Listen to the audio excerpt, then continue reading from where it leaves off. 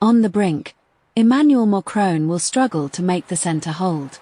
Sophie Pedder, Paris bureau chief, The Economist. Instability will stalk France in 2026. A fragmented parliament and personal rivalry among those hoping to succeed President Emmanuel Macron in 2027 will make for a chaotic year.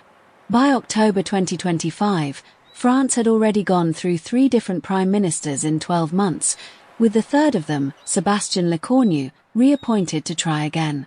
The best hope is a muddling through with parliamentary compromise. The worst would be a full-blown political crisis that tests France's institutions and presidency. 3 scenarios loom. One is that Mr. Lecornu's minority centrist government holds on to the support of parliamentary moderates to pass a budget for 2026. Mr. Lecornu will be treading a perilous line between the need to make concessions to the left. He has vowed to suspend Mr. Macron's pension reform, which increases the retirement age from 62 to 64, while keeping support on the centre-right.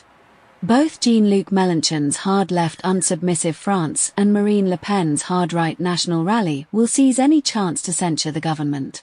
Together, they cannot topple it in the 577-seat lower house, so the views of socialists and Republicans will be crucial. A second scenario is that Mr. Lecornu fails. The 2025 budget is rolled over temporarily into 2026, and the political pressure on Mr. Macron to dissolve parliament and hold fresh elections becomes irresistible. When he did this in 2024, he ended up with a shrunken centrist grouping, while the RN grabbed a lot more seats. France will hold municipal elections in March. If needed, legislative elections could be held at the same time. Were this to happen, polls suggest that the anti-immigration and Eurosceptic RN would top first-round voting with 35%.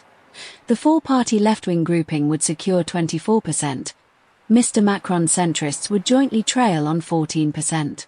In 2024, a tactical anti-RN barrage helped curb the RN's tally.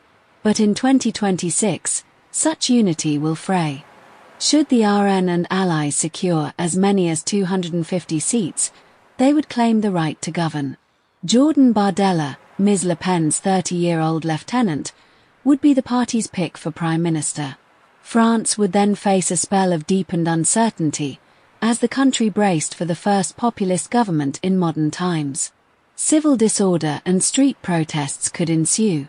A period of cohabitation with Mr. Macron's presidency would test the constitutional division of powers.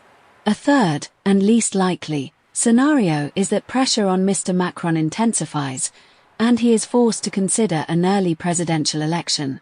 Mr. Mélenchon and even some of Mr. Macron's allies have called for him to quit.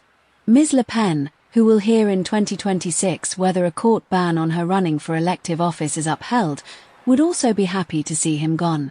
The more domestic trouble he faces, the more he will focus on his ever-energetic international diplomacy. His second term does not end until 2027, and he will do everything he can to avoid leaving office before it does.